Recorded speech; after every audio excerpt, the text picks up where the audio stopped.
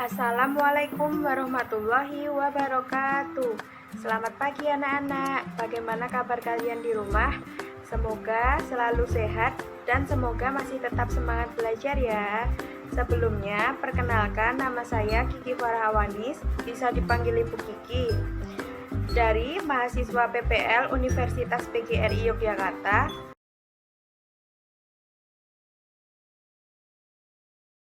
Hari ini kita akan belajar menggunakan buku ESPSS bab 4 listrik, melanjutkan pelajaran dari Pak Heri sebelumnya, yaitu penyaluran energi listrik dan penggunaan dan penghematan listrik.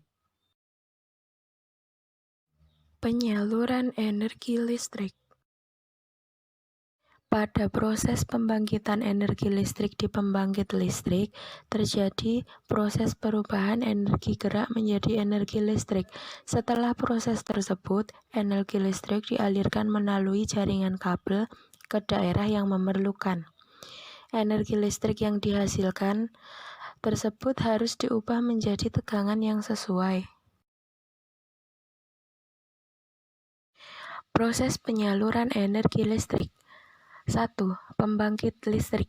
Listrik dihasilkan di pembangkit listrik, terjadi perubahan energi kinetik atau energi dari air bergerak menjadi energi listrik oleh generator. Yang kedua, transformator penaik tegangan. Energi listrik dinaikkan tegangannya hingga 500 kV agar arus listrik yang mengalir di saluran tidak terlalu tinggi. Yang ketiga, gardu induk. Melalui sutet atau saluran udara tegangan ekstra tinggi, listrik dialirkan ke gardu induk. Di gardu induk, tegangan listrik diturunkan menjadi 20 kV. Yang keempat, gardu distribusi. Di gardu distribusi, tegangan listrik kembali diturunkan hingga 220 volt. Tegangan listrik tersebut sudah sesuai untuk kebutuhan listrik di rumah. Yang kelima, trafo distribusi. Energi listrik disalurkan melalui trafo-trafo distribusi. Satu trafo distribusi dapat menyuplai listrik ke beberapa rumah. Yang keenam, listrik telah sampai rumah. Kamu dapat menggunakannya untuk menyalakan peralatan listrik. Gunakan listrik dengan hemat. Jika belum jelas, bisa simak video berikut ya. Ini dan semuanya berawal dari pembangkit listrik yang mengubah energi lain menjadi energi listrik. Contohnya ada PLTA atau pembangkit listrik tenaga air yang mengubah energi air menjadi listrik. Kemudian ada PLTD atau pembangkit listrik tenaga diesel yang memanfaatkan mesin diesel menjadi listrik. Lalu ada PLTU, pembangkit listrik tenaga uap yang mengubah energi uap menjadi listrik. Nah, dari pembangkit listrik ini dihasilkan tegangan 6-24 kV yang nantinya akan disalurkan ke gardu tegangan ekstra tinggi atau gardu TET. Di gardu ini terdapat trafo step up yang berfungsi untuk menaikkan tegangan menjadi 500 kV atau tegangan ekstra tinggi ya. Alasan menaikkan tegangan menjadi ekstra tinggi ini agar listrik yang melewati perjalanan yang sangat jauh sekali bisa menurunkan rugi-rugi daya akibat perjalanan jauh tersebut. Dengan menaikkan tegangan listrik ini, maka arus menjadi turun dan juga nantinya kabel atau kawat penghantar pun menjadi lebih kecil sehingga bisa menjadi penghematan secara ekonomi. Selain itu, tegangan 500 kV ini akan masuk ke gardu tegangan tinggi yang di sana juga terdapat trafo step down. Di trafo step down ini tegangan diturunkan menjadi 150 kV. Alasan penurunan tegangan dikarenakan memang jarak sudah tidak terlalu jauh dan sudah banyak rumah-rumah penduduk sehingga memang tegangan perlu diturunkan agar menjadi lebih aman. Kemudian tegangan 150 kV ini masuk ke gardu induk untuk diturunkan lagi oleh trafo step down menjadi tegangan 20 kV atau tegangan TM. Nah, tegangan 20 kV ini nantinya akan disalurkan ke pelanggan TM atau pelanggan tegangan menengah seperti pabrik-pabrik industri. Selain disalurkan ke pelanggan TM, tegangan 20 kV ini nantinya juga akan masuk ke gardu distribusi yang biasanya berupa gardu tiang. Di sana terdapat trafo step down yang berfungsi untuk menurunkan tegangan menjadi 220 volt dan nantinya akan disalurkan ke rumah-rumah penduduk atau rumah kita salah satunya. Bisa dilihat di gambar ya. Yang kedua, pembangkit listrik tenaga angin. Yang ketiga, pembangkit listrik tenaga surya. Yang keempat, pembangkit listrik tenaga air.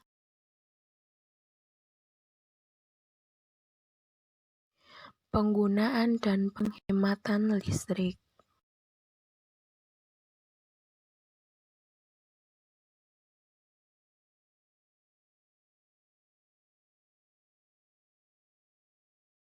Penggunaan listrik. Penggunaan listrik harusnya dilakukan dengan hati-hati, karena jika tidak dilakukan dengan hati-hati, dapat menyebabkan hubungan pendek arus listrik atau korsleting. Berikut beberapa cara penggunaan listrik dengan aman. Yang pertama, sebelum mencolokkan kabel ke stop kontak, periksalah bahwa tidak ada kabel yang terputus atau terbuka pada bagian karet pelindungnya. Kabel yang terkupas bisa sangat berbahaya ketika terdapat aluran listrik. Yang kedua, jangan menyentuh saklar dengan tangan yang masih basah. Ingat bahwa air juga dapat mengantarkan arus listrik. Yang ketiga, jangan terlalu banyak menggunakan soket atau cabang listrik, karena dapat menyebabkan hubungan arus pendek atau korsleting yang mengakibatkan kebakaran. Yang keempat, jangan memperbaiki peralatan listrik sendiri. Segera perbaiki peralatan listrik yang rusak ke jasa servis elektronik. Penghematan energi listrik. Energi listrik harus dihemat agar dapat digunakan secara terus-menerus. Berikut beberapa cara untuk menghemat listrik. Yang pertama, matikan lampu dan peralatan elektronik jika tidak diperlukan. Yang kedua, jangan meninggalkan elektronik dalam keadaan standby karena masih mengonsumsi listrik. Yang ketiga, gunakan peralatan elektronik yang hemat energi. Yang keempat, pilih lampu yang tepat daya dan sesuai dengan kebutuhan. Manfaatkan cahaya matahari pada siang hari untuk menerangi rumah. Yang kelima, ganti lampu dengan lampu hemat energi, karena lampu hemat energi menggunakan energi 80% lebih sedikit dan berumur sampai 10 kali lipat lebih panjang dibandingkan lampu biasa. Ada yang belum tahu konsleting listrik itu apa? Konsleting listrik merupakan hubungan pendek antara dua kabel yang dapat menimbulkan percikan api. Jika percikan api mengenai benda yang mudah terbakar, dapat mengakibatkan kebakaran. Jangan lupa untuk matikan lampu atau peralatan listrik jika tidak digunakan. Matikan lampu saat keluar ruangan. Matikan televisi saat tidak digunakan. Print kertas bolak-balik. Matikan perangkat elektronik saat tidak digunakan. Menutup kulkas dengan rapat.